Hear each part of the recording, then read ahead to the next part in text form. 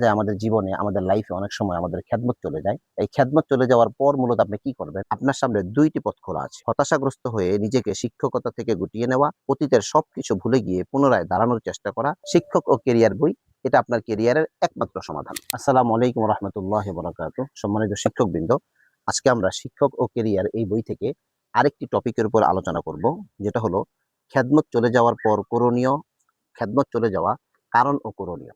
আমাদের দেখা যায় আমাদের জীবনে আমাদের লাইফে অনেক সময় আমাদের খেদমত চলে যায়। এই খেদমত চলে যাওয়ার পর মূলত আপনি কি করবেন? এটা অত্যন্ত সংকটনাপূর্ণ একটি সময়। তো এখানে দেখেন জীবনের হিসাব নিকাশ সর্বক্ষেত্রে আমাদের চাহিদা অনুযায়ী হবে, বিষয়টা মোটেও এমন নয়। জীবনের উত্থান-পতন, ছন্দ-পতন এবং চড়াই-উতরাই সবকিছুই সহজভাবে মেনে নিতে হবে। শিক্ষকতার এই জীবনে অনাকাঙ্ক্ষিত কোনো ঘটনা মুখোমুখি হলে এবং হঠাৎ কোনো বিঘ্নতা সৃষ্টি হলে বিচলিত হওয়া যাবে না। তাই কখনো আপনার চাকুরি চলে গেলে অথবা বাধ্য হয়ে প্রতিষ্ঠান বদলাতে হলে ধরে নিন, আপনার সামনে ২ টি পথ খোলা আছে। ১ম টি হচ্ছে হতাশাগ্রস্ত হয়ে নিজেকে শিক্ষকতা থেকে গুটিয়ে নেওয়া, শিক্ষকতায় সফলতা নেই এমন অমূলক কথাবার্তা বলে নিজেকে মিথ্যা প্রমোদ দেওয়া। ২য় পথ হলো অতীতের সবকিছু ভুলে গিয়ে পুনরায় দাঁড়ানোর চেষ্টা করা। নিঃসন্দেহে ২য় পথটিই আপনাকে পৌঁছে দিবে সফলতার স্বর্ণ শিখরে। খেদমত চলে গেলে আমরা ২ ভাগে বিভক্ত হয়ে যাই। এক ভাগ শিক্ষকগণ, উনারা বলেন যে, "এত কষ্ট করলাম তারপরে খেদমতটা চলে গেল অথবা খেদমতটা ছেড়ে দিতে হলো। যার শিক্ষকতাই করব না।" উনি অন্য কোনো কিছু করেন, উনি হতাশাগ্রস্ত হন। আর আরেকজন হলো খেদমত চলে যাওয়ার পর উনি নিজেকে নতুনভাবে জানেন, নতুন উদ্যমে আবার জীবন শুরু করেন। আপনাকে মনে রাখতে হবে শুধুমাত্র আপনার খেদমতটা চলে গিয়েছে, কিন্তু আপনার যোগ্যতা, আপনার সততা, আপনার পরিশ্রম এগুলো কিন্তু যায়নি। এগুলো আগের মতোই আছে। আপনার বন্ধু, আপনার পরিবার, আপনার পরিজন, আপনার ফ্যামিলি সবকিছু আপনার আছে। শুধু নাই খেদমত। তো এজন্য এখানে আপনাকে হতাশাগ্রস্ত না হয়ে নিজেকে নতুনভাবে, নতুন উদ্যমে, নতুন করে আবার আপনাকে সাজিয়ে তুলতে হবে। এই ক্ষেত্রে দেখেন আমরা এখানে একটা উদাহরণ এনেছি। সেটা হলো আমাদের একজন মুরুব্বি উস্তাদ আছেন। উনি ২৪ বৎসর এক জায়গায় একটা মসজিদে খেদমত করার পর হঠাৎ করে উনার খেদমতটা চলে যায়। বিভিন্ন আম গ্রামীণ মানে ভিলেজ পলিটিক্স যেটাকে বলে এটার কারণে। দেখেন একজন মানুষ ২৪ বৎসর তার হায়াতের দীর্ঘ সময়, লম্বা সময় সে একটা মসজিদে অতিবাহিত করার পর জীবনের শেষ সময়ে যখন তাকে শুনতে হয় যে, "এই মসজিদে আপনার থাকবেন না।" উনি অনেক যোগ্যতা সম্পন্ন লোক, সিয়াসি, তার অনেক কিতাব উনি একাই পড়ান। তো এখানে আসলে উনার তো এরকম খেদমতের অভাব নাই। কিন্তু তার একটা ভালোবাসা, তার একটা আবেগ, তার জাতির প্রতি একটা আ আ একটা আকাঙ্খা, এই জায়গা থেকে না নিজের মধ্যে একটা ব্যথা সৃষ্টি হয়। তো আমরা যেটা বলতে চাচ্ছি, এই গল্পটা আমাদের এই শিক্ষক ও ক্যারিয়ার বইয়ের মধ্যেও আছে। তো উনার খেদমতটা চলে যাওয়ার পর না উনি এই বয়সে হতাশাগ্রস্ত হন নাই। নিজেকে নতুনভাবে তৈরি করেছেন। আ নিজ উদ্যোগে উনি আরেকটা মসজিদ নিজ উদ্যোগে তৈরি করেছেন। এজন্য আমরা বলব যে খেদমত চলে যাওয়ার মানে এই না যে আপনার যোগ্যতা চলে গিয়েছে, আপনার সততা চলে গিয়েছে, আপনার পরিশ্রম চলে গিয়েছে, আপনার দক্ষতা চলে গিয়েছে। আপনার সব আছে। আপনার সততা আগের মতোই আছে, আপনার দক্ষতা আগের মতোই আছে, আপনার পরিশ্রম আগের মতোই আছে, আপনার ফ্যামিলি আছে, আপনার বন্ধু আছে, আপনার পরিবার জনরা আপনার পরিচিতিজনরা রয়েছেন, আপনার উস্তাদরা রয়েছেন, সবকিছু আছে। নাই শুধু খেদমতটা।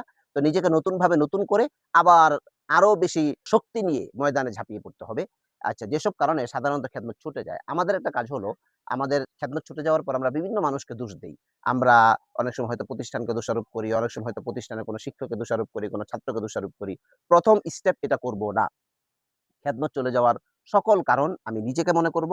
অন্য কোনো সহকর্মীর হিংসার পাত্র হওয়ার কারণে আপনার খেদমত চলে যেতে পারে। আচ্ছা, খেদমত কেন চলে যায়? প্রথমত, অন্য কোনো সহকর্মীর হিংসার পাত্র হওয়ার কারণে আপনার খেদমত চলে যেতে পারে। ঊর্ধ্বতন কোনো সহকারী প্রাতিষ্ঠানিক রাজনীতির কারণে আপনার খেদমত চলে যেতে পারে। প্রতিষ্ঠান অর্থনৈতিকভাবে পিছিয়ে যাচ্ছে বলে লোক ছাঁটাইয়ের সিদ্ধান্ত গ্রহণ করলে চাকরি ছেড়ে দিতে হতে পারে। তবে এক্ষেত্রে বোঝা উচিত আপনি আপনার যোগ্যতা বৃদ্ধি করে ১ম স্তরে উন্নতি হতে পারেননি বলেই ছাঁটাইয়ের তালিকায় আপনার নাম এসেছে। প্রতিষ্ঠান অর্থনৈতিকভাবে এগিয়ে গেলে এবং তারা আপনার চেয়ে যোগ্য লোক তালাশ করার সক্ষমতা পেলেও আপনার চাকরি হারাতে হতে পারে। আপনি নিজের আচ্ছা, এরকম আরো বেশ কিছু কারণ রয়েছে কেন খেদমত চলে যায়। এরপর খেদমত চলে গেলে করণীয়। হঠকারিতা বা অ অযথা প্রতিক্রিয়া না দেখিয়ে কি কারণে খেদমত চলে গেল তা ঠান্ডা মাথায় খুঁজে বের করুন।